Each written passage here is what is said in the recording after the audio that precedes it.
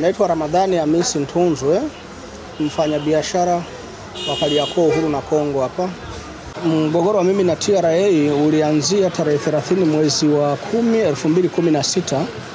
Kuna mzigo wangu ulizuiliwa na maafisa wa TRA, wakaniomba rushwa ya milioni 2, nikakataa kuitoa, wakiwa na maaskari ambao walikuwa wameambatana nao.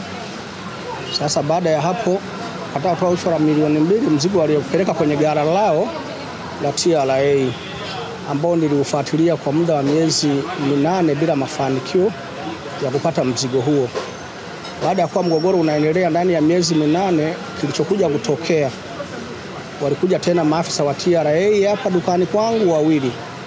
Walipofika hapa wakakuta wafanyakazi wangu wako dukani hapa, wafanyakazi wako 16 hapa dukani kwangu. Wakauliza mmiliki wa duka, wakaambia naitwa Baburama. Basi wakasema tunamuomba tuonane naye. Ilikuwa kipindi cha mwezi wa Ramadhani, siku hiyo ilikuwa tarehe 10 mwezi wa 6 2017. Ikiwa kule uwani na wafanyakazi ambao walikuwa wanaandaa futari kwa ajili ya watu kufuturu jioni, alikuja mfanyakazi mmoja anaitwa Mayasa Ali. Akaniambia, babu, kuna watu wawili wamekuja dukani, wana shida na mmiliki wa duka. Nikatoka kule uwani nikaingia dukani, niliwakuta kweli yupo mwanamke na mwanaume. Nilifika nikawasalimia, nikaambia mjambo, wakasema hatujambo. Nikaambia, nyie ndio mna shida na mmiliki wa duka hili? Wakasema ndio. Nikaambia, mimi ndio mmiliki wa duka hili. Nilivyowaambia hivyo, yule mwanaume akasema kwamba, kwa unataka kutuambia hili duka linapoanzia mwanzo mpaka mwisho linamilikiwa na mtu mmoja? Nikaambia ndio, linamilikiwa na mtu mmoja na mmiliki ni mimi. Sasa baada ya hapo aliponiuliza swali hilo, nikamuomba samahani, swali hilo niuliza naona ni zito sana kidogo. Kwa sababu sheria ya nchi yetu najua kabisa kwamba hatuna kikomo kwamba ukifikia hatua fulani usitafute wala usiendelee na biashara. Nyie ni wakina nani? Kwanza nataka niwafahamu. Ndio mwanaume aliingiza mkono mfukoni kwake akatoa kitambulisho. Akanionyesha, nikamkuta kimeandika Kenneth Philip Kato, afisa wa TRA. Na yule mwanamke akafungua pochi yake akatoa kitambulisho, akanipa, nikakiona, nikakuta kimeandikwa Kisa Abraham, afisa wa TRA. Nikaambia karibuni. Ikabidi, kwa sababu nilikuwa na mgogoro nao na miezi 8, ikabidi niwaulize, vipi leo ndio mmekuja kunichukua ili mkanikabidhi mzigo wangu uliodumu kwenu ndani ya miezi 8? Yule mwanaume akasema hapana, wewe kilichotuleta hapa dukani kwako unauza vitu bila kutoa risiti. Nikaambia haijatokea na haitotokea. Wakasema ni kweli. Nikaambia sasa labda kuna raia yote yule ambaye ameuziwa kitu kwangu hakupewa risiti. Yule afisa wa TRA mwanaume Kenneth Philip Kato aliingiza mkono mfukoni kwake akatoa cheni, mkufu wa 500, akadai aliununua dukani kwangu hakupewa risiti. Nikaambia, wewe mwenyewe afisa wa TRA ndio ulinunua mkufu kupewa risiti? Akasema ndio. Nikaambia, naomba uniletee raia tofauti na afisa wa TRA ambaye amenunua kitu halafu akupewa risiti. Hakumleta. Alichokidai akasema kwamba, bwana, kwa kuwa unauza vitu bila kutoa risiti, kwa hiyo duka lako inatakiwa lifungwe. Nikaambia lifungwe duka langu? Nikaambia sasa sikiliza, haitotokea hata mbinu mnaoitumia nyinyi, mna mbinu ambayo huwa mnakuja kwenye maduka sisi wafanya biashara, nyinyi maafisa wa TRA, unaomba unanunua kitu halafu baadaye hujapewa risiti, unakimbia unaenda. Baada ya muda mfupi mnarudi na wenzako kwamba kwa nini umeuza bila risiti. Hata hiyo mbinu mimi naifahamu. Hata kama ungekuja kununua kitu kwa ondoka bila kuomba risiti, lazima wafanyakazi wangu wakufuate, either tunakuandikia risiti yako utaikuta. Nilivyomwambia hivyo akasema kwamba bwana, sasa akachukua simu yake. Alipochukua simu yake akapiga. Baada ya kupiga akawapigia, kumbe alikuwa anapigia polisi. Akamwambia, bwana, njooni hapa Uhuru na Kongo dukani kwa Baburama, duka lifungwe. Baada ya hapo akakata simu ile, akapiga simu nyingine akamwambia kwamba, bwana, naombeni mje haraka sana na makufuri hapa, duka litakiwa lifungwe. Baada ya kama dakika 10 kweli walifika polisi 4 wakiwa wamevaa uniform zao, wakaja na watu maafisa wawili wa Yono. Kilichofanyika, ile duka langu mnaliona lina milango 4 na mlango mmoja mdogo wa 5. Wakafika wale watu wa Yono, wao walifika wanashusha mageti na kufunga makufuri yao. Basi baada ya kuwa tunafunga makufuri yao, mimi nikamwambia jameni, kama mnafunga hili duka, ninaomba mfunge hii milango minne inayohusiana na duka. Lakini mlango mdogo ndo nautumia mimi na familia yangu. Nikamwambia wafanyakazi 16, 9 wanaingia na kutoka, lakini 7 nakaa nao hapa. Pamoja na familia yangu tunakaa watu 12 humu ndani. Kwa hiyo naomba mlango mdogo na sina mlango mwingine wa kutumia. Nilipoyasema hapo hivyo, yule askari mmoja wa wale askari akasema kwamba sisi kwanza hatuna kibali cha kumtoa mtu kwenye nyumba yake alafu tufunge duka lake.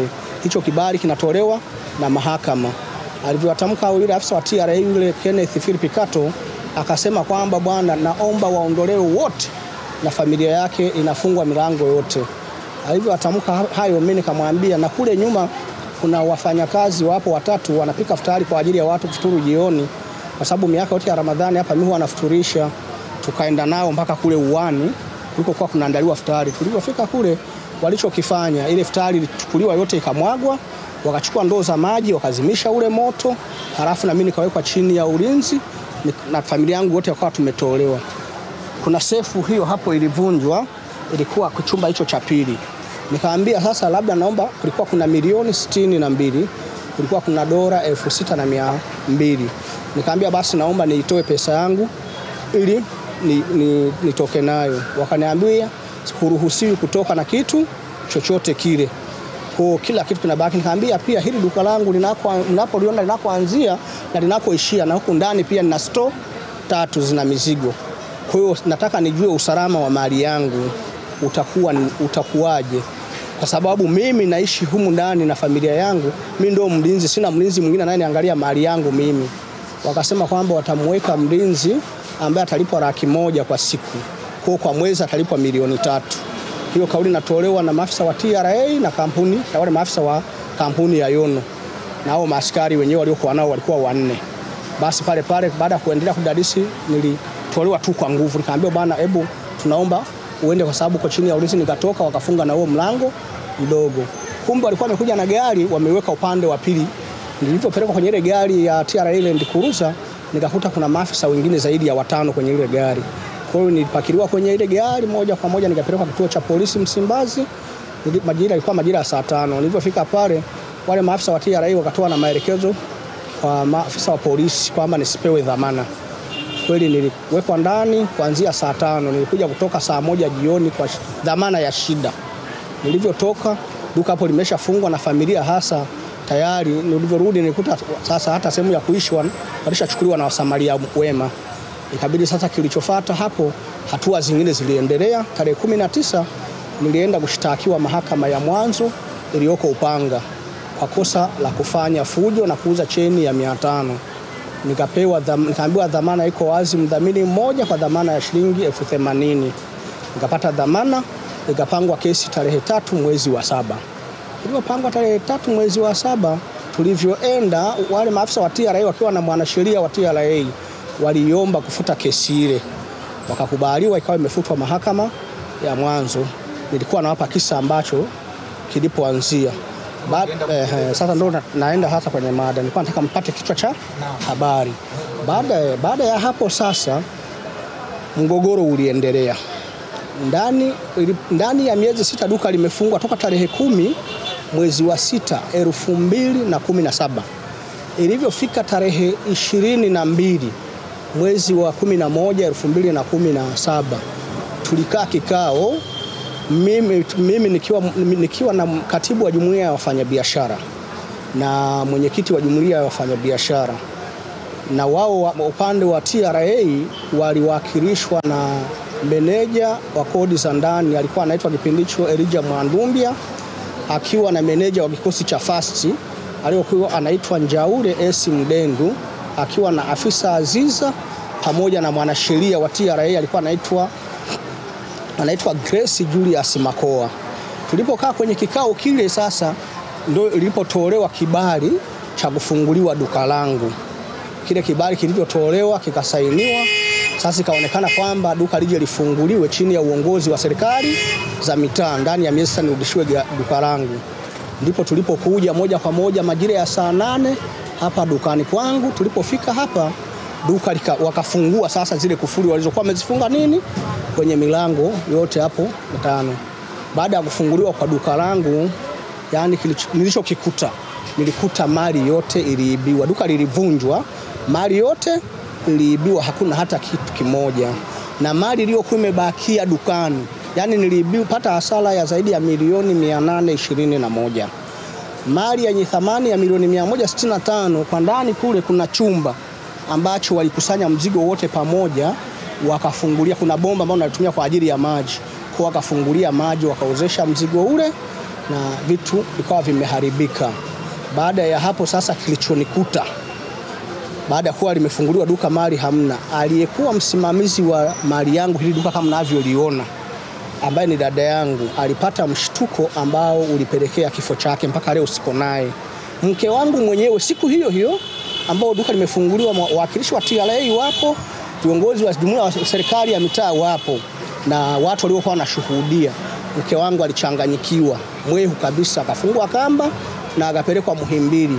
Alilazwa wodi ya vichaa Muhimbili. Ulikuwa ukifika pale ukimkuta maongezi yake ni TRA wanamuonea mume wangu na nini, mali zetu wameiba. Kwa hiyo mpaka sasa tunavyoongea mke wangu hayuko sawa, na ndio nilikuwa namtegemea pia kwenye uzalishaji wa uchumi. Kwa yani kila baada ya siku 2 lazima aende hospitali. Yani mpaka leo hajakaa vizuri. Hiyo ni damage nilipata.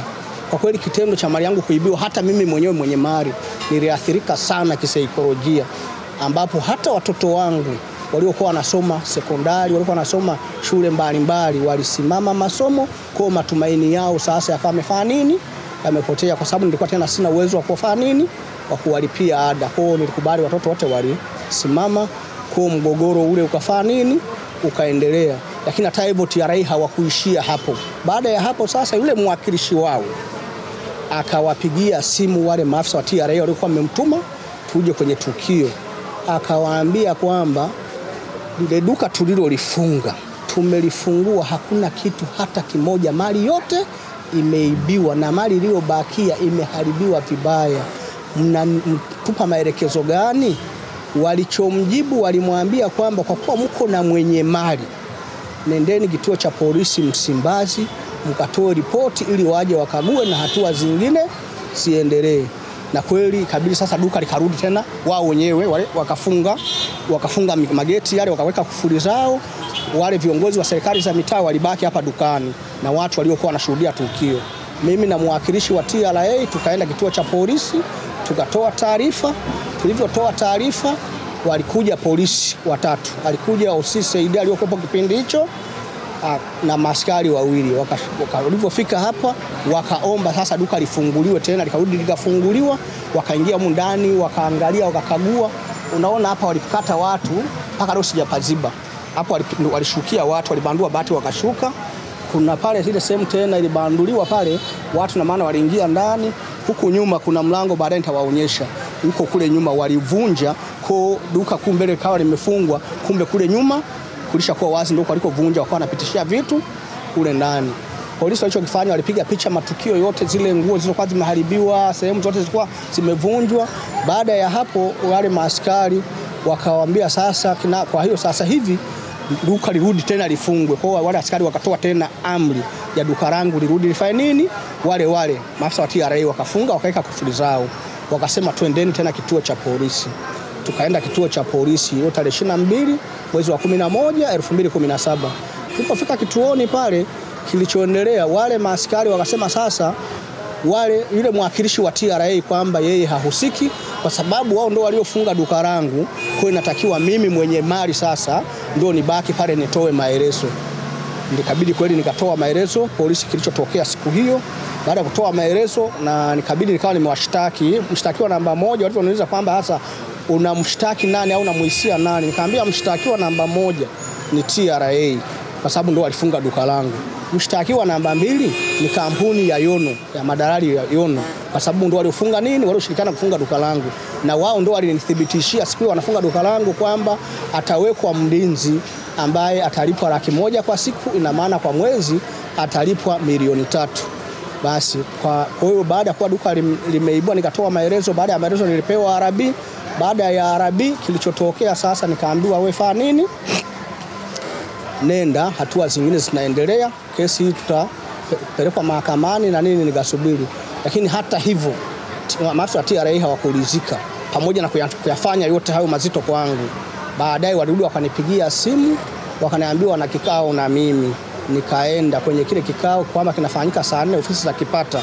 Ilikuwa siku walipigia simu siku ya Alhamisi, ilikuwa tarehe 9 siku ya Alhamisi. Wakaniomba tarehe 10 niende ofisini kwao ambao ni siku ya Ijumaa. Nilifika kama walivyonielekeza. Nilipofika pale ofisi za Kipata, alikuwa amenipigia simu, alijitambulisha kwa yeye ni mwanasheria wa TRA anaitwa Grace Julius Makoa. Nilipoingia mle ndani nilikuta kuna askari wawili polisi wamevaa nguo uniform zao. Niliwasalimia nikamwambia mimi na shida na dada Grace Julius Makoa ni mwanasheria, nilipigia simu jana. Wale maaskari wakaniambia chumba chake hicho hapo. Nikaingia, nilipoingia nikamsalimia dada, ujambo sijambo.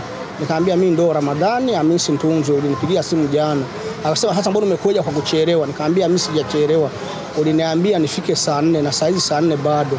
Ndipo aliponiambia sasa bwana ninakuomba, tunakumbuka TRA tuliwahi kukushtaki mahakama ya mwanzo kwa kesi ya kufanya fujo na kuuza cheni ya 500 bila kutoa risiti.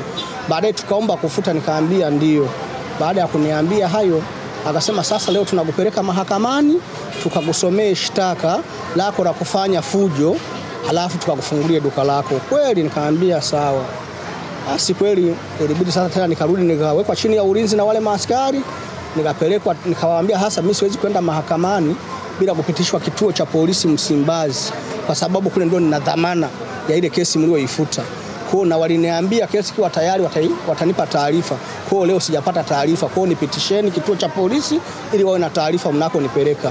Baada ya hapo ubiisha akasema pana wewe tunaenda mahakamani, kaambia siendi. Siwezi kuingia kwenye gari bila kupita polisi kwa sababu mimi siwaamini. Naweza mkanipeleka kusiko julikana. Baada ya ubishi ndio wakakubali mimi ni kwamba basi tuende kituo cha polisi. Kwa kuwa siku nilikuwa nimeongozana na kijana wangu, tulipotoka nje tukakuta kuna gari ya Land Cruiser ilikuwa imepaki pale nje na ndio hiyo nibeba siku ya kwanza. Kunipeleka kituo cha polisi Msimbazi wakati duka linafungwa. Nilichokifanya mimi niliandika plate number ya ile gari nikampa ile kijana wangu, nikamwambia bwana hawa wananipeleka mahakamani. Sasa chukua karatasi tangulia kituo cha polisi Msimbazi. Wasiponileta Msimbazi baada ya masaa mawili wape hii karatasi waambie gari hiyo nibeba ni hiyo. Wakaniambia kwanza wakanikatalia nisiandike plate number ile gari. Nikamwambia hapana, ile plate number lazima niandike. Hii gari ni ya serikali na inanunuliwa kwa pesa ya taasisi walipa kodi. Una hofu gani mimi nisiandike namba ya plate number ya gari ya serikali? Baada ya kuwajibu hivyo akasema basi huyu kijana mko naye. Nikasema mko naye. Akasema basi aingie kwenye gari na yeye twende naye. Nikamwambia hapana, huyu hawezi kuingia kwenye gari, huyu sio mshtakiwa ni mimi. Yeye atatembea tu kwa miguu. Ndipo alikotangulia yule kijana kwenda kanipeleka kituo cha polisi Msimbazi. Kufika pale tukamkuta mkuu wa kituo ni mwanamke. Akamwambia mbona huyu baba mnamsumbua tena? Leo amefanya nini? Akasema tunampeleka mahakamani kwa ile kesi ambayo tulikuwa tumemshtaki. Mkuu akitoka akamwambia ile kesi mliomshtaki nyinyi wakati tunaandaa shtaka liende kwa mwendesha mashtaka wa serikali, si mlikuja kuomba kufuta ile kesi na ikafutwa. Sasa inakuaje tena muendelee kumsumbua?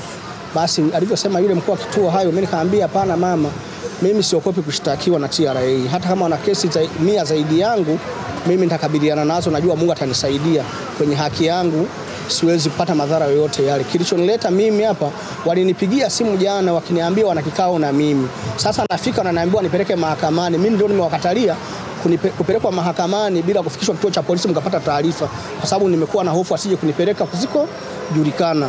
Akasema kwa kweli raia wote wangekuwa wanajitambua kama wewe, mngetusaidia jeshi la polisi. Akaambia mmemsikia yeye, kilichomleta hapa mhakikishe mnampeleka mahakamani. Asipopatikana mtatuambia mliko mpeleka. Hivyo asema hiyo mkuu wa kituo akasema basi mpelekeni. Sisi ndazi tulishapata taarifa. Ndio nikaingizwa kwenye gari nikapelekwa mahakama ya wilaya. Wakati hiyo ilikuwa hapo Kisamora. Nilipopelekwa pale nikafika nikakabidhiwa kwa askari magereza wale walioko pale mahakamani.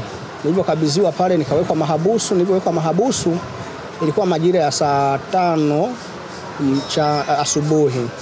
Nilikaa, ilipofika saa 9:30 ndio naitwa kutoka mahabusu naenda kusomewa shtaka. Kwamba naenda kukuta nimebambikiziwa makosa matatu. Nikasomewa shtaka la kwanza. Wakaniambia kwamba kosa la kwanza sikutoa risiti ya mashine ya EFD. Kosa la pili sikubandika tini namba dukani kwangu. Kosa la tatu sikutoa ushirikiano. Mimi nilikana mashtaka yote matatu. Baada ya kukata mashtaka yote matatu, nikaambiwa dhamana hamna. Kwa hiyo nilipelekwa, baada ya gari la magereza kufika, nilibebwa na gari la magereza nikapelekwa gereza la Keko, ambalo nililala Ijumaa kuamkia Ijumaa mosi, nikalala Jumamosi kuamkia Jumapili, nikalala Jumapili kuamkia Jumatatu, nikalala Jumatatu kuamkia Jumanne. Jumanne ndio ndugu zangu walikuja kunitoa kwa remove order, na kesi hiyo ikawa imepangwa tarehe 22 mwezi wa 10. Kwa baada ya hapo niliendelea ile na kesi hiyo. Kesi imekwenda ndani ya miaka miwili. Ilivyofika tarehe 19 mwezi wa 2 2019, ile kesi kwa uwezo wa Mungu akasaidia nikawa nimeshinda. Ilifutwa kwa sababu TRA walikosa nini? Ushahidi. Baada ya TRA kukosa ushahidi kafutwa kesi ile, ndio tulipokaa. Tarehe 1 mwezi wa 3 ndio sasa kulikuwa kuna mkutano ambao ulikuwa unafanyika ofisi za Anatogo Mnazi Mmoja. Mheshimiwa Waziri Mkuu alikuwa na kikao na wafanyabiashara, na mimi nikawa nimepata taarifa siku hiyo majira saa 3:30. Nilitoka hapa dukani kwangu nikaenda mpaka Mnazi Mmoja. Nilipofika Mnazi Mmoja pale, ikabidi sasa uzuri nikakuta na kikao bado hakijaanza. Nilipokaa pale baada ya dakika kama 15, basi Mheshimiwa Waziri Mkuu alifungua kikao hicho. Alipofungua kikao hicho, wachangiaji walianza kuchangia. Baadaye na mimi ndo niliponyosha mkono nikaomba nafasi. Nilivyoomba nafasi nikapewa na mimi nafasi, ndo nilipo sasa toa kero yangu mbele ya Mheshimiwa Waziri Mkuu Majaliwa Kassim Majaliwa. Ikabidi nilivyotoa kero yangu siku hiyo, basi nilimshukuru Mungu, Waziri Mkuu akawa ameipokea na kawa kwa kweli pale pale akatoa na maelekezo, akaomba kwamba yule afisa wa TRA asimamishwe kazi. Akamwamuru na kamishna wa kodi za ndani aokoe mzigo wangu ambao ulikuwa umeziuliwa sasa na mamlaka ya mapato miaka 3 pasipokuwa na sababu yote ya msingi, kwa kosa tu la kukataa kutoa rushwa ya milioni 2 ambayo nilikuwa nimeomba siku hiyo. Basi baada ya hapo kwa kweli nilipata faraja kubwa sana, na ndio matumaini sasa na mimi ya maisha yangu. Nilianza kuona sasa mwanga umerudi tena uliokuwa umepotea kwangu kutokana na utendaji uliotukuka wa Mheshimiwa Waziri Mkuu. Baada ya kikao kumalizika, Waziri Mkuu aliniomba niende Ikulu kesho yake saa 3, niende Ikulu kule kwake. Kweli ambao ilikuwa ni tarehe 2 mwezi wa 3. Kweli siku hiyo ambayo ilikuwa siku ya Ijumaa, nilienda ofisini kwake. Kweli muda huo nilipofika majira ya saa 5, kukaanza sasa ulianza mkutano ambao ulimhusisha Waziri Mkuu, alikuwepo mkuu wa mkoa, walikuwepo maafisa wa TRA na baadhi ya maafisa wa vyombo vya ulinzi na usalama. Basi Mheshimiwa Waziri Mkuu alifungua mkutano huo. Baada ya kufungua mkutano huo, akaniomba sasa, akaniambia, Ramadhani, ninaomba sasa uyatamke yale uliyokuwa unayaelezea jana kwenye kikao. Pale sasa ndo nilipoanza kuelezea issue yote mwanzo mpaka mwisho, nikawa naonyesha na dokumenti zote na vielelezo vyote, nikabikabidhi pale mbele ya Mheshimiwa Waziri Mkuu. Baada ya hapo sasa ndo Waziri Mkuu akatoa maagizo kwa kamishna wa kodi za ndani. Akamwambia, kikao kilimalizika saa 8:30. Akamwambia kwamba sasa, akamwamuru na kamishna wa kodi za ndani, akamwambia, ninaomba mpaka kufika saa 10 kamili mimi sitoki hapa ofisini, mnipigie simu kwamba Ramadhani mzigo wake ulishafika dukani. Ndio pale tulipoondoka na kamishna wa kodi za ndani, anipakia kwenye gari yake, tukaondoka naye mpaka TRA pale. Akashuka yeye, akamwambia dereva wangu anilete hapa. Ndio akanileta hapa dereva wake, nikachukua dokumenti hizo kwanza kuhusiana na mzigo ule. Ndio nilivyorudi mamlaka ya mapato. Siku namshukuru Mungu, mzigo wangu nikawa nimefanya nini? Nimerudishiwa, ambao ulikuwa umeziruliwa miaka 3. Nilivyorudishiwa mzigo wangu, lakini wakati wananikabidhi mzigo ule nilikuta ulikuwa umeibiwa katoni 5 zenye thamani ya milioni 3. Nikakuta kulikuwa na CCTV kamera ambayo kwa nimenunua kwa ajili ya matumizi yangu hapa dukani kwangu, ilikuwa na thamani ya 816,000, na yenyewe maafisa wa TRA walikuwa wamefanya nini? Wameiba. Kwa walikuwa wameiba mzigo wa milioni 3,816,000. Baada ya hapo sasa nilileta mzigo wangu kuangalia, lakini sasa mzigo nilishukuru kwa sababu ilikuwa ni mali yangu. Lakini tayari ulikuwa ushapitwa na wakati. Kama unavyojua sisi wafanya biashara mizigo yetu inaenda kwa fashion. Sasa miaka 3 kishapitwa na wakati na baadhi ya mzigo ulikuwa ushafanya nini? Ulishaharibika. Basi nikaweka huu mzigo kama nauza hasa taratibu.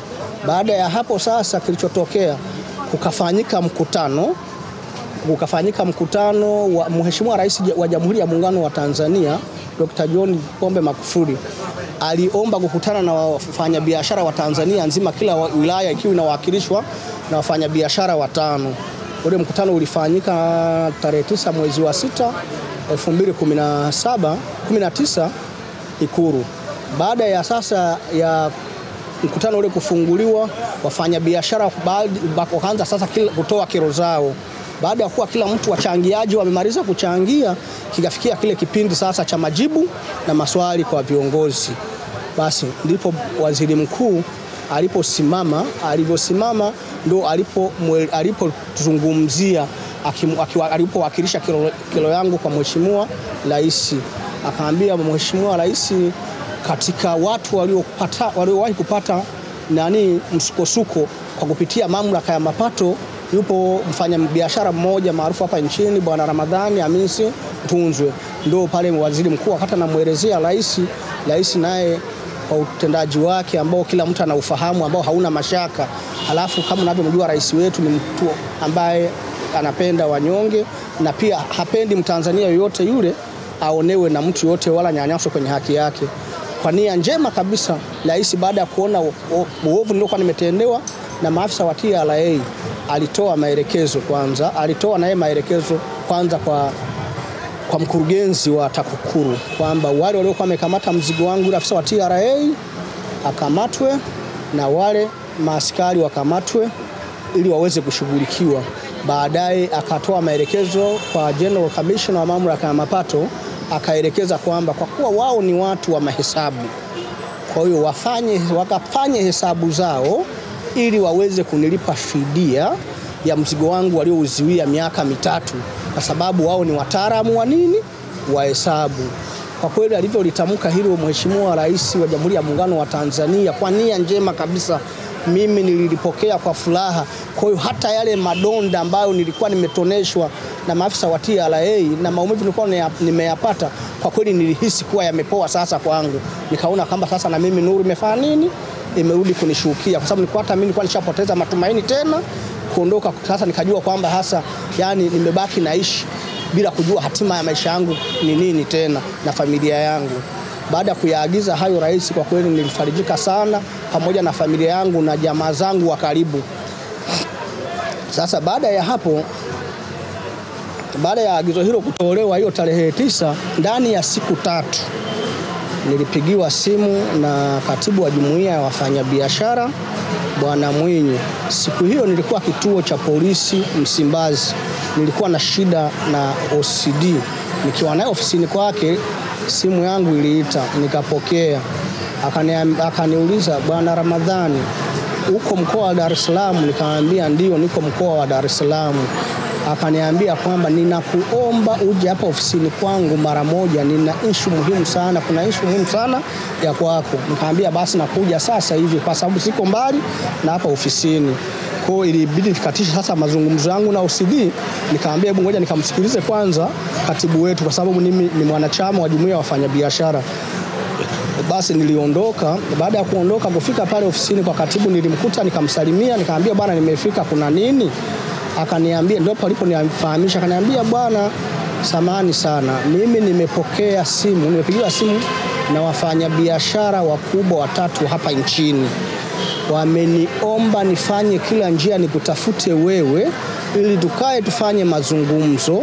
Tukishafanya mazungumzo, kama utakubali, kama uko tayari, wao wanataka, na wao wamepigiwa simu na maafisa wa TRA wakawaomba, jamani nitafutieni huyu mfanyabiashara mwenzenu Ramadhani Hamisi Tunzwe ambaye tulikuwa na mgogoro naye, ili kama yuko tayari tukubaliane naye tuweze kumlipa pesa yake. Lakini kulikuwa kuna mgawanyiko wa sehemu mbili. Wale waliokuwa wameziwia mzigo ni watu wa custom na waliofunga duka ni watu wa kodi za ndani. Kwa hiyo wale ambao tayari walishakamatwa ni wa custom. Kwa hiyo na hili likiibuka tena rais akilijua, kwa nitasababisha watu wengi watafukuzwa kazi na watafilisiwa mali zao na kufungwa watafungwa. Alivyoniambia hapo nikaambia sasa, kwa sababu nilikuwa siamini kweli kama ni kweli kuna wafanyabiashara hao wameweza kumuona na kumtafuta, nikamwambia mimi niko tayari kukutana nao tuweze kufanya mazungumzo ili shida yangu ni kulipwa mali yangu. Nilivyomwambia hivyo alifurahi sana katibu, akaniambia kwamba sasa bwana, ngoja nipige na simu kabisa, niwapigie simu hawa wafanyabiashara. Na kweli katibu alipiga simu kuwapigia mmoja wa wale wafanyabiashara, kwa sababu alikuwa hajaniambia ni nani. Baada ya kupiga simu akaweka round speaker na mimi nikawa nasikiliza. Akamwambia, bwana, ile kazi mlionituma nimeshaikamilisha. Bwana Ramadhani niko naye hapa na nimemfahamisha kila kitu kama mlivyoniambia, na yeye amekubali, hana tatizo. Alipomwambia hivyo yule mfanyabiashara akamwambia, kweli Ramadhani amekubali? Akasema Ramadhani amekubali. Akasema kweli Ramadhani ana roho ya kibinadamu ya peke yake, kwa sababu maafisa wa TRA walikuwa hawaamini kulingana na walichokuwa wamemtendea Ramadhani kama anaweza kukaa tena meza moja na wao ili kwa ajili ya kumaliza swala hili. Akaambia bwana, yeye hana shida. Ndio yule mfanyabiashara akasema, hasa bwana, ngoja kwanza nisubiri. Na mimi akakata simu akasema kwamba ngoja na mimi niwasiliane na hao maafisa ili niwapeni jibu. Alibidi yule mfanyabiashara akakata simu, mimi nikakaa nikasubiri, tuko na katibu ofisini kwake pale. Baada ya muda kama dakika 10 hivi 15 akarudi yule mfanyabiashara akapiga simu. Akasema kwamba bwana, nimewasiliana na wale maafisa wa TRA, wamepanga, kwanza hawakuamini. Wameshukuru sana kwa Ramadhani kukubali mazungumzo hayo na kikao hicho. Kwa hiyo wameniomba leo saa 9 tukutane hapa ofisini kwangu kwa mje na Ramadhani. Akasema sawa. Baada hapo akakata simu, basi kabidi sasa mimi mwenye katibu akaniambia, hasa bwana Ramadhani, wewe nenda kwenye shughuli zako dukani, saa 9 hiyo kama watakapokuwa amenipigia simu mimi nitakutafuta. Nikaambia haina shida. Kwa hiyo nilitoka moja kwa moja ofisini kwa katibu, nikaja hapa dukani kwangu. Nilivyofika hapa nikakaa. Nilivyokaa kweli majira ya saa 9 katibu akanipigia simu akaniambia, Ramadhani uko dukani? Nikamwambia niko dukani. Akanifahamisha kwamba bwana, wale yule mfanyabiashara tayari shanipigia simu, kwa naomba twende kwake tukakutane na wale watu. Nikamwambia haina shida. Tunakutania sasa wapi? Kuna toto hii sheli iko hapa chini yangu hapa. Anasema tukutane hapo sheli. Nikamwambia sawa. Mimi nilitoka dukani nikaenda sheli, nikuta katibu alikuwa hajafika, nikamsubiri pale. Lakini wakati naenda pale, baada ya kupata taarifa hizo za saa 9, nilitafuta watu watatu ambao tayari niliwaambia, jamani, kuna kitu kinafanyika, sina imani nacho. Naweza kuwa naambiwa kwamba ni kikao cha kwenda labda nilipwe pesa zangu na nini, kumbe wanatafuta njia ya kuweza kunidhuru. Kwa naomba nitakapoondoka nyewe mnifuatilie kwa nyuma, kwa sababu yule tunayeondoka naye yeye atakuwa hawafahamu. Tutakapofika nyumba nitakayoingia tutapeana ishara. Mimi simu yangu nitatoa sauti. Halafu nyinyi kila baada ya dakika 10 mwe mnanipigia. Mimi nikiwa salama nitakuwa nakata. Ishara yangu mkiona nimekata, mjue niko nini? Niko salama. Lakini ikipita nusu saa mkiona kwamba sikati, aidha mpiga mkaona simu inaita haipokelewi, aidha imezimwa, basi mjue mimi siko salama. Kwa cha kufanya wawili mbaki hapo hapo, halafu mmoja aende kituo cha polisi akaripoti ili mje na askari muonyeshe nyumba nilioingizwa. Kweli tuliongozana na katibu tukaenda na wale vijana wangu watatu ambao nimewaandaa wakawa wanatufuata nao kwa nini? Kwa nyuma. Tulipofika tukaenda mpaka Mnazi Mmoja pale karibu na benki ya CRDB, kuna jengo liko pale. Tukapanda ghorofa ya 9. Tulipopanda ghorofa ya 9 ndio tulipofika kwenye hiyo ofisi ya mfanyabiashara huyo. Tulipofika alitupokea. Baada ya kutupokea sasa mimi nilikuwa simfahamu na yeye alikuwa hanifahamu. Ndio kabisa sasa akajitambulisha. Katibu akasema, bwana Ramadhani mwenyewe ndio huyu hapa tuko naye na nini. Kwa mfanyabiashara nikasalimiana naye na nini, akaniambia bwana, pole sana kwa mkasa uliokuta na nini. Mimi nilikuwa sijui. Tulipokuja kusikia ile kero yako kwa waziri mkuu siku ile, kwa kweli ilitushtua wafanyabiashara wote. Hatukuamini kama hivi vitu bado vinaendelea kufanyika tu katika nchi yetu hii. Nikamwambia yote ni mipango ya Mungu. Mungu anachokipanga huwa hakipanguki. Basi ndio yule mfanyabiashara alivyojitambulisha, akamwambia bwana, mimi kama alivyokuambia katibu, maagizo aliyokuambia mimi kweli na wenzangu tuko watatu ndio tumefuatwa na maafisa wa TRA, wakawa wametuomba sisi tukutafute, tukisha kutafuta tuongee. Baada ya kuongea ili ukiwa tayari tukukutanisha na maafisa wa biashara na maafisa wa TRA ili uweze kulipwa pesa zako hizo. Nikamwambia kweli kwa nia njema. Akasema kwa nia njema.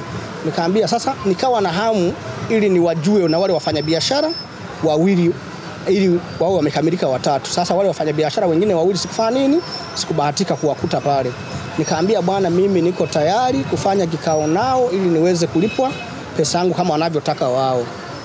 Akasema kana kweli, yani nashukuru sana kwa sababu na mimi nimefarijika sana, ili zoezi tutakapokuwa tumelifanya tukalikamilisha. Nikamwambia litaisha tu, kwa sababu nia yangu mimi toka mwanzo kilio changu ni kutaka haki yangu sifanye nini, isipotee. Basi baada ya kumaliza kikao hicho kuyaeleza hayo, akasema hasa basi ngoja niwapigie simu na wao niwafahamishe.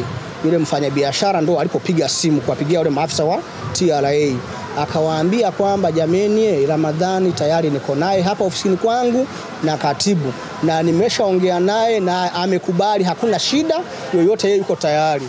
Sasa sijui mnasemaje? Baada ya hapo sasa nao walichomjibu, ndio baada ya kumaliza kufanya nao mazungumzo, yule mfanyabiashara akatuambia kwamba sasa ilikuwa siku ya Jumatano, asema bwana, wao wamesema kwamba tukutane siku ya Ijumaa. Tukutane siku ya Ijumaa saa 1 kamili jioni. Pale Mnazi Mmoja hapo tulipofanyia kikao kwa hiyo ofisi ya mfanyabiashara, kuna jengo lile la TRA la Kipata. Kuna hoteli iko pale, ndio wamepanga tukutanie hapo saa 1 siku ya Ijumaa. Nikaambia haina shida. Tukarudi na katibu. Niliporudi Alhamisi tukaendelea na shughuli zetu. Ijumaa ilipofika majira ya saa 5, katibu akanipigia simu, niko dukani kwangu. Akasema Ramadhani, kile kikao chetu leo saa 1 hakitofanyika tena. Nikamwambia kwa nini? Akasema yule mfanyabiashara amenipigia simu, kichwa kinamsumbua sana, huwa na tatizo la kichwa. Kwa ameenda Muhimbili kuonana na daktari wake na daktari wake. Pia amepigiwa na yeye simu na wale maafisa wa TRA kwamba leo wamepata udhuru, muda huo saa 1 hawatoweza kuhudhuria. Kwa wameomba tukifanye kesho Jumamosi muda ule wa saa 1. Nikaambia haina shida. Nikamwambia hamna shida. Ikabidi sasa nikaendelea na shughuli zangu. Siku ya Jumamosi ilipofika, nimeendelea na shughuli zangu. Ilipofika saa 1 kamili, katibu akanipigia simu, akaniambia Ramadhani, uko dukani? Nikamwambia niko dukani. Akaniambia sasa bwana, nimepigiwa simu twende. Nikaambia sawa. Sasa siku hiyo na mimi nilikuwa nishaandaa tena wale vijana wangapi? 3, na nikawapa na pesa ya kutosha. Nikamwambia sasa bwana, leo ndo hatimaye ya kile kikao. Hawa watu siwaamini kulingana na mgogoro tulionao na mambo waliyokwisha nifanyia, isije kuwa ni njama ya kutaka kufanya nini, kunipeleka kujulikana aidha kuniua. Nikamwambia sasa leo tunakwenda, tukifika pale ya Mungu ni mengi. Sasa tukafika pale wakaniambia ingia kwenye gari, kwa sababu sintokataa. Hata kama tunapoenda ni karibu. Sasa mimi nitaingia kwenye gari. Kwa hiyo mimi nikiingia kwenye gari, nyie cha kufanya, chukueni bodaboda, mdufuatilie kila tutakapokwenda, ila mwambie dereva bodaboda wale tutakapokuwa tunaelekea msionyeshe kama nyinyi mnafanya nini, mnadufuatilia mpaka wakataka kunipeleka. Basi kweli tulipofika pale Mnazi Mmoja kwenye lile jengo la yule mfanyabiashara ambapo kuna ofisi yake, katibu alimpigia simu akamwambia bwana, sisi tumeshafika, tuko hapa chini. Ndipo yule mfanyabiashara sema subirieni na kuja. Baada ya kama nusu saa akashuka, akadukuta pale, akamwambia bwana, kile kikao, hii hoteli ambayo wamepanga tuongelee, imeonekana kwamba hapa sio pazuri. Kwa hiyo wameandaa hoteli nyingine huko Posta. Kwa ngoja niwasiliane nao. Ikabidi akawapigia simu. Alipowapigia simu akamwelekeza hiyo hoteli iliko. Basi ndio yule mfanyabiashara akasema bwana, twendeni. Tukaingia kwenye gari ile ya mfanyabiashara yule, ikiwa mimi na katibu na yeye mwenyewe. Ndio tulipoongoza moja kwa moja kwenda nini, Posta. Na wale sasa vijana wangu nao pia nikaona wakawa wanadufuatilia pia tunavyokwenda, sababu nilikuwa na wafahamu. Tumeenda, tulipofika Posta pale kuna jengo moja, kuna hoteli moja imeandikwa Tifa Diamond Hotel. Yule mfanyabiashara alifika akapaki pale chini, alipopaki akawapigia simu wale maafisa wa TRA. Akaambia bwana, sisi tulishafika, tuko hapa chini. Ndio walipomwambia kwamba bwana, pandeni gorofa ya 9, ndio tupo tunawasubiri. Basi tuliingia mle ndani, tukaingia kwenye lifti, tukapanda gorofa ya 9. Tulipopanda gorofa ya 9, ikabidi sasa tulikuta kule kuna watu wengi tu. Katika wale maafisa walikuwepo maafisa zaidi ya 4 wa TRA. Baada ya hapo sasa wale maafisa zaidi ya 4, kilichofanyika sasa, kwa sababu pale watu walikuwa wanakunywa, kuna kelele za muziki na nini, ikaonekana kwamba pale hatuwezi kufanya kikao vizuri, hatuwezi kuelewana. Kwa wakatoa maelekezo sasa bwana, ili kwa sababu huku sio pazuri, kuna kelele, tushuke kule gorofa ya kwanza, kuna hoteli ndio tukafanyie mazungumzo. Sawa, tukarudi tukainuka pale tulikuwa tumekaa, tukaingia kwenye lifti tena tukashuka gorofa ya kwanza. Tuliposhuka gorofa ya kwanza pale, Kilichokuja kufanyika nikakuta kuna sehemu imeandaliwa kabisa ya kufanyia kikao kile. Tulikaa pale, baada ya kukaa pale, hasa kilichonishangaza wakati tumepanda ghorofa ya 9, yule afisa wa TRA niliwakuta wako zaidi ya walikuwa karibia 4, lakini huku chini akashuka mmoja. Tulivyokaa pale akasema yeye atawawakilisha wenzake wote. Sawa. Sasa kilichokuja hasa kunitia mashaka, tumeshakaa wote pale na nini, nikatarajia kwamba sasa tunaanza kikao. Nilimuona yule mwakilishi wao wa maafisa wa TRA aliinuka pale tulipokuwa tumekaa, akaingia akawaita, kulikuwa na wahudumu wawili, akawaita akaingia nao mle ndani. Alipoingia nao mle ndani, kile kitendo cha kuinuka tu na kuingia nao ndani wale wahudumu, kwa kweli pale mimi nikapata hisia, nikajua kwamba pana hiki kikao sio salama kwangu. Kwa sababu kwa nini amewaita wahudumu? Nikajua kwamba ina maana wakati tunakuja mimi na hao tuliokuja nao, kwa sababu mlengo alikuwa hajulikani ni nani. Kwa hiyo nina imani alichoenda kuwaambia kule ndani ameenda kuwaonyesha mlengo ni nani. Kwa hiyo hapa hata chakula chochote wala kinywaji chochote kile siwezi kufanya nini? Siwezi kutumia. Umeona? Kweli wakaongea kama dakika 15 akarudi, akafika akakaa kwenye nafasi yake. Alipofika akakaa kwenye nafasi yake na wale wasichana baadaye sasa wakamfuata. Yeye mwenyewe akasema kwamba jamani, kila mtu aagize anachokitaka. Pale nikajua sasa kile nilichogihisi ndo kumbe hiki kikao sasa cha kulipwa fedha, nalipwa pesa lakini na kifo pia kinaendelea kwangu. Basi ndo msichana mmoja kati wale wahudumu, mmoja kaja akasimama pembeni yangu, yule mwingine akawasimamia wale kula anatafuta oda. Yule alikuwa na notebook sasa anatafuta oda kwangu. Yule mhudumu akaniuliza kwamba tukuletee nini mzee? Nikamwambia mimi sihitaji kitu chochote kile. Ambia hapana, kuna vyakula, kuna vinywaji na nini, kutuletee hata vinywaji. Nikamwambia hapana, sihitaji kinywaji cha aina yoyote ile wala chakula chochote kile. Basi nilivyomnyima kumpa oda yangu mimi, yule msichana niliona kama amenyongonyea, akarudi. Alivyorudi yule mwenzake yeye akabaka anachukua oda kwa wale wenzangu wote, akamaliza kaenda. Baadaye yule mwakilishi wa wale maafisa wa TRA akaniambia, bwana samani bwana Mtunzwe, unajua sisi wa Tanzania utamaduni wetu sio vizuri wengine mnakula mmoja na waangalia. Kwa hiyo tulikuwa tunaomba na wewe jaribu uagize basi kitu chochote kile na wewe usikae hivi hivi. Nikamwambia hapana.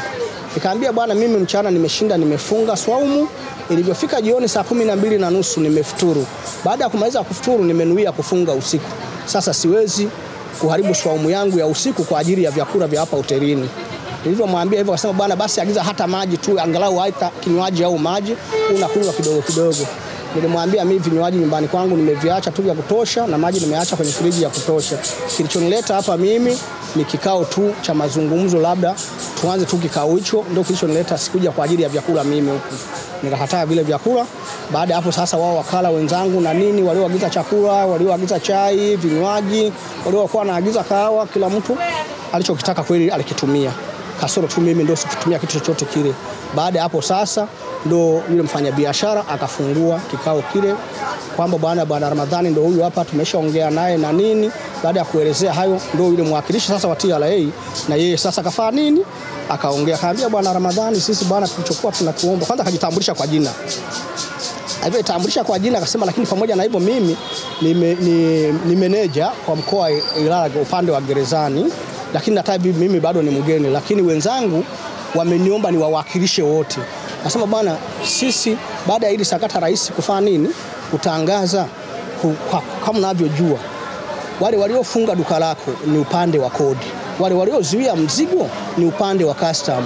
Sasa tulichokuwa tunaomba sisi hili swala, tulikuwa tunaomba hii hasara uliyoipata ya mali kuibua ya milioni 821 na hii milioni 165, tunataka tukulipe pesa zako hizi, ili katika barua utakaoiandika kuja kuomba fidia mamlaka ya mapato TRA uombe kulipa fidia tu ya mzigo wako uliozibiwa miaka 3. Ili hasara uliyoipata na duka lako kufungwa, sisi tutaangalia kiasi gani tunaweza tukufidie ili tuweze kulimaliza. Kwa sababu swala hili likifahamika kwa rais kama na mali iliibua kiasi chote hicho au idha kwa waziri mkuu, yani tutasababisha kuna watumishi wenzetu watafukuzwa kazi na watafilisiwa mali zao na watafungwa. Halafu ni sakata linagusa watu wengi.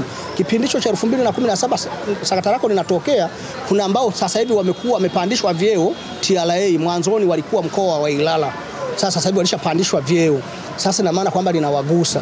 Ndio maana tumeona kwamba ni bora swala hili tufanye nini, tuweze kulimaliza kwa njia ya asili. Alivyozungumza hao, mimi nikasema haina shida, mimi niko tayari, lakini sasa naomba nilipwe pesa ambayo haina madhara upande wenu wala upande wangu. Sasa kuna vitu nilivihoji. Nikaambia hasa nataka nijue, kwa sababu mliniambia kwamba mliokuwa mmewatumia kuja kuniona mimi ni wafanya biashara watatu wakubwa hapa nchini, lakini ninayemuona ni mmoja, wawili sijawaona. Lakini pamoja kwa wawili sijanipenda ni wafahamu na wao, lakini pamoja kwa wawili sijawajua, nina imani kwa wafanya biashara wakubwa hapa nchini watatu. Kwa pesa yangu hii kwanza ya hasara niliyoipata ya bilioni 1 ya milioni 986, hata mfanya biashara mmoja, hata kama ingekuwa msema mnilipe na fidia milioni 500 hiyo bilioni 1.5, hata mmoja na imani anaweza kailipa. Lakini sasa nataka nijue yeye atakapoamua kuwalipieni hiyo pesa anafaidika na nini kwenye hii issue. Hawakupata majibu, wasema bwana wewe kikubwa tu jari utakuwa umelipwa ambao ni haki yake. Nikamwambia hapana, mimi nilionyesha uzalendo kwa nchi hii. Kukataa kutoa rushwa ya milioni 2 ina maana niliokoa pesa yangu, pia niliokoa pesa ya serikali. Sasa leo isije kuonekana mtu niliokataa kutoa rushwa ya milioni 2 nije kuisababishia hasara serikali mabilioni ya fedha au matrilioni ya fedha. Kwa sababu nitakapolipa hiyo milioni hiyo pesa yangu, hawa wafanya biashara anaweza kaingiza mzigo, labda ameleta container 50. Kwa ni kama anaweza kalipia container 5, halafu container 45 zikapita bila kulipiwa kodi. Na hilo zoezi siwezi kujua litachukua kwa muda gani. Inaweza kuchukua hata miaka 3. Anafidia na yeye nini? Pesa yake. Sasa huoni kwamba mimi nitakuwa hakuna ungwana wote nitakaokuwa nimefanya, nitakuwa ni msaliti tu wa nchi yangu. Baada ya kuuliza hizo sikupata majibu, nikauliza kitu cha pili. Nikaambia pia mnataka mnilipe hii pesa. Hii pesa kwa najua kabisa kwamba ni mali yangu na nina uhakika nitakuja kulipwa. Kwa sababu najua haki ya mtu huwa inachelewa haipotei. Sasa mkinikabidhi hiyo fedha, mimi sina benki ya kusema, ningekuwa na benki ningesema nitaipeleka kwenye benki yangu ni hifadhi. Lakini kwa sababu unaipeleka benki kuiweka kwenye akaunti yangu, na dunia sasa hivi na nchi yetu kama mnavyoona sasa hivi utawala uliopo huko makini sana na ni utawala ambao umetukuka. Sasa meneja tu wa benki hiyo atahitaji kujua kwamba hii pesa mimi nimeipata wapi, aidha nimeuza nini. Sasa nitajibu nini? Kwa sababu bora ningekuwa labda nimeuza jengo langu la Kariakoo, hata kama ningeenda na bilioni 3-4, kwa sababu singekuwa na hati kwamba kuna kitu nimekiuza, aidha nimeuza, kuna jengo langu nimeuza la Ilala ama aidha Magomeni au aidha Mbagara, ningesema kwamba jameni, wanapo serikali kinifuatilia, bwana ulichokiuza kiko wapi, nitawaonyesha hati zile. Kwa litakuwa liko salama kwangu. Nikaambia kwamba naona kwamba kwangu hilo sio salama. Nilipowauliza hilo, wao wakawa hawana majibu. Nikauliza kitu cha tatu, nikaambia haya, hii pesa mnaotaka kunilipa pia ina mashaka kwangu. Ni pesa mnaotaka kunilipa lakini ndani yake ina kifo. Kwa sababu pesa kama hiyo kweli, kama hivi mlivyo, ni utajiri amenibeba na gari yake kunileta huku. Mtakaponilipa pesa hii, tayari mtanipakia kwenye gari yenu, kweli mtanipeleka nyumbani kwangu. Nitafika, nitagonga, watanifungulia, nitaingia ndani, nitafika naweka ile pesa ndani, nyie mtaondoka. Ila na imani nusu saa itakuwa ni kubwa, lazima majambazi wataifuata tu hii pesa. Watakuja bwana, tena wanakutajia bwana kuna pesa umepewa kiasi fulani, tunaziomba. Na mimi lazima nitoe ni wakabidhi. Na nitakapo wakabidhi pesa hiyo, lazima waache wameniua. Ndio maana niliwaambia kwamba nahitaji nilipwe pesa ambayo ina usalama kwenu na kwangu. Baada ya kuyahoji hao, sasa tukafikia mwafikiano kwamba hata bwana hili swala ninaomba sasa ukajifikirie, sisi tuko tayari kukulipa. Kwa sababu shida tunataka tukulipe haki yako ila isijulikane kwa rais wala kwa waziri mkuu. Nikaambia haina shida.